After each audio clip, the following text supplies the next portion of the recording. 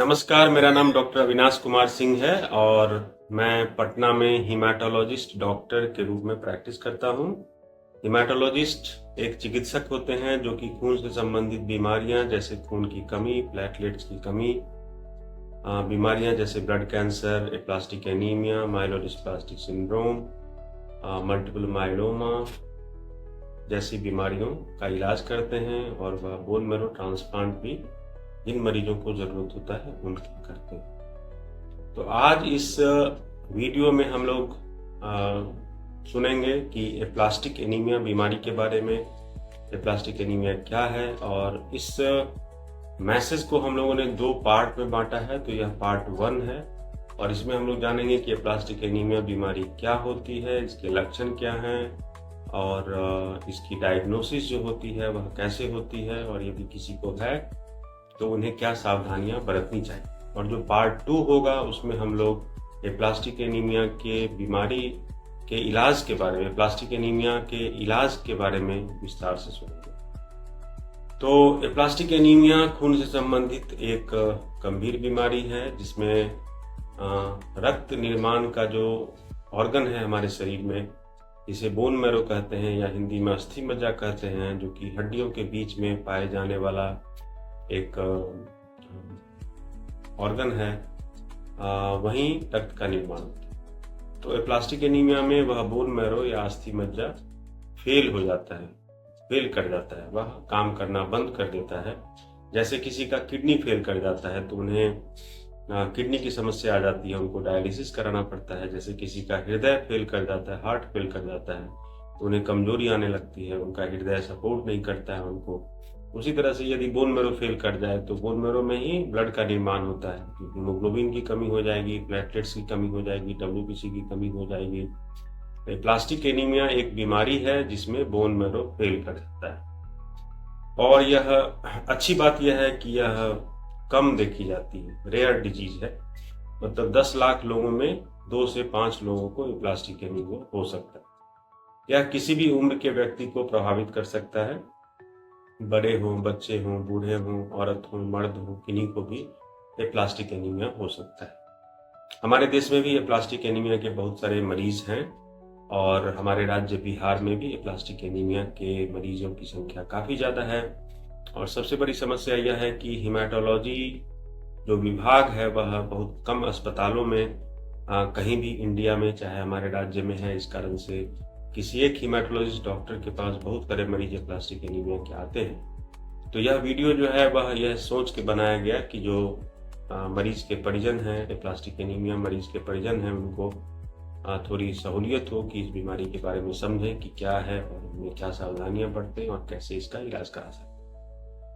तो aplastic anaemia मरीजों को क्या दिक्कतें होती है, तो जैसा मैंने बताया कि इसमें बोन मैरो फेल कर जाता है तो हीमोग्लोबिन की कमी होती है। इस कारण से व्यक्ति को काफ़ी थकान लगता है, उनको चक्कर आता है, हाथ पैर पीले पड़ जाते हैं, पैरों में सूजन आ जाता है और वह कोई काम नहीं कर पाते हैं। सीढ़ी चढ़ने पर सांस फूलने लगता है और कभी कभी यदि बहुत ज़्यादा हीमोग्लोबिन की कमी हो तो उन्हें बेहोश भी हो सकते हैं। दूसरा, WBC की कमी हो जाती है तो उस कारण से व्यक्ति को बार बार इन्फेक्शन हो सकता है और यह जो इन्फेक्शन है या फीवर है, बुखार है, वह घातक भी हो सकता है। प्लेटलेट्स की कमी होती है, इस कारण से व्यक्ति को रक्तस्राव की संभावना रहती है, ब्लीडिंग की समस्या रहती है। तो चमड़े में काले काले दाग हो सकते हैं, मुंह के अंदर काले दाग हो सकते हैं, नाक से ब्लीडिंग, आंख से ब्लीडिंग, मसूड़े से ब्लीडिंग, पेशाब के द्वारा ब्लीडिंग भी हो सकता है।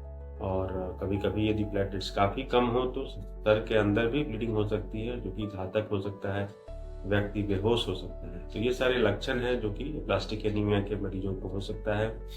और इस तरह के लक्षण किन्हीं को भी हो तो उनको जल्द से जल्द अपने नज़दीक के हीमेटोलॉजिस्ट या फिजिशियन से मिलकर उसकी जांच करानी चाहिए और पहचान करानी चाहिए कि कहीं उन्हें प्लास्टिक एनीमिया नामक बीमारी तो नहीं है, ताकि जल्द से जल्द उपचार हो सके। तो एप्लास्टिक एनीमिया के लिए जो सबसे शुरुआती जांच है वह CBC जांच कराया जाता है। उसे हम लोग कंप्लीट ब्लड काउंट कहते हैं, CBC, जो कि पूरे राज्य में, पूरे देश में सब जगह उपलब्ध है। CBC जांच से हमें पता चलता है कि व्यक्ति का हीमोग्लोबिन कितना है, WBC कितना है, प्लेटलेट्स कितने हैं। और एप्लास्टिक एनीमिया में जैसा मैंने बताया कि तीनों चीज़ों की संख्या काफ़ी कम हो जाती है, तो उसे हम लोग पैनसाइटोपेनिया भी कहते हैं। सीबीसी में ऐसा मिलता है कि तीनों चीज़ें काफ़ी कम हैं। उसके साथ पेरिफेरल स्मीयर और रेटिकुलोसाइट नामक जांच की जाती है और कंफर्म करने के लिए बोन मैरो एग्जामिनेशन किया जाता है। बोन मैरो एस्पिरेशन एवं बायोप्सी की जांच होती है।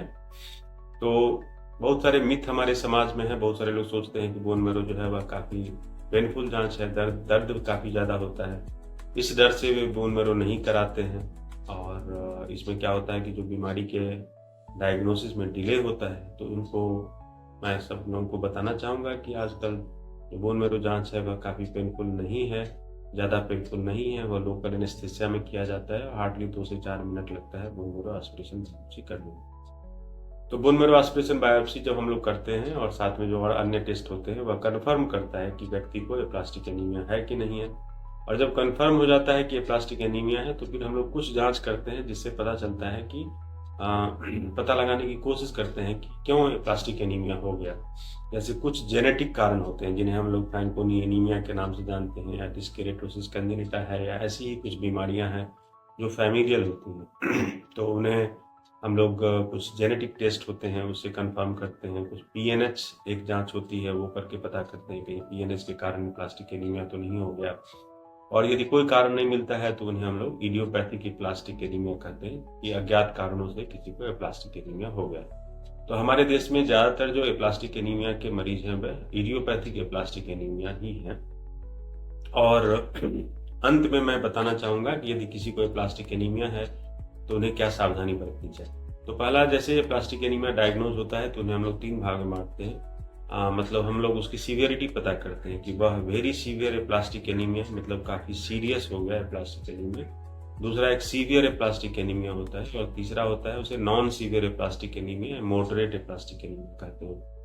तो ऐसा करना इसलिए जरूरी होता है कि वेरी सीवियर एप्लास्टिक एनीमिया जो होगा उसमें मरीज की तबीयत ज़्यादा खराब रहती है, बार बार खराब होती है, तो उन्हें कुछ अलग तरह के इलाज की जरूरत होती है। सीवियर एप्लास्टिक एनीमिया जो वेरी सीवियर एप्लास्टिक एनीमिया से थोड़े कम सीरियस होंगे, लेकिन नॉन सीवियर वाले से ज़्यादा उनको दिक्कत होती है। जो नॉन सीवियर एप्लास्टिक एनीमिया होती है उसमें खून की कमी थोड़ी होती है, बहुत ज़्यादा नहीं। तो उसमें बहुत सारी दवाइयाँ भी हैं जिनसे हम लोग पहले ट्राई कर सकते हैं, कहीं उनसे भी फायदा हो जाए।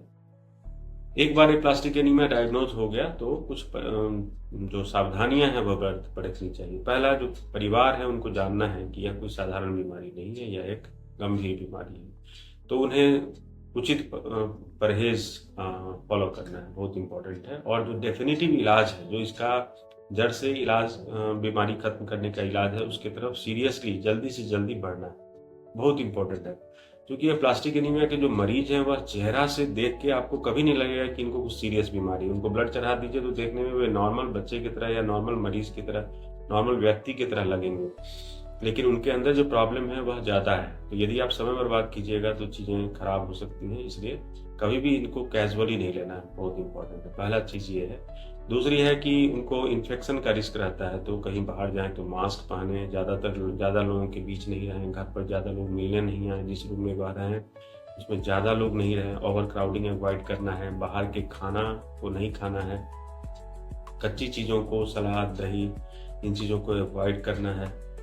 बाकी जो सीजी हुई चीज़ें हैं, पकी हुई चीज़ें हैं, उनको अवश्य खा सकते हैं। फल, मोटे छिलके वाले फल हैं उनको खा सकते हैं, पतले छिलके वाले फल हैं उनको छिलका हटाकर धोकर खा सकते हैं।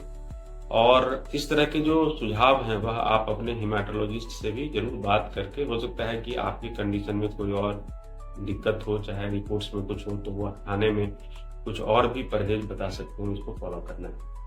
दूसरी बात कि कोई भी ऐसी दवाइयां ना लें जिससे कि प्लेटलेट्स की संख्या कम हो या प्लेटलेट्स खराब हो। जैसे NSAID नामक की दवाई, दर्द के लिए कोई भी कॉमिफ्लैम, ब्रूफेन, नाइस, डायलोना, इस तरह के दवाइयों का सेवन ना करें, क्योंकि उनसे ब्लीडिंग ज़्यादा हो जाती है। तो चोट से बचें। बच्चे हैं तो भाई ऐसा कोई खेल ना खेले जिसमें सर में चोट लग जाए, चाहे शरीर में चोट लग जाए, क्योंकि अत्यधिक रक्तस्राव हो सकता है।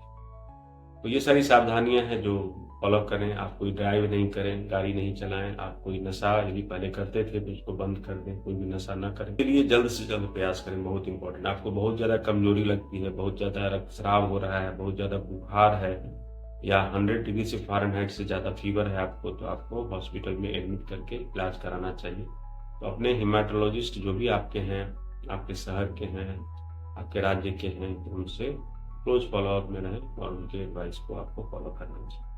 तो आप लोगों को बहुत बहुत धन्यवाद। नेक्स्ट जो हमारा पार्ट 2 वीडियो होगा उसमें हम शेयर करेंगे कि एप्लास्टिक एनीमिया का इलाज कैसे होता है।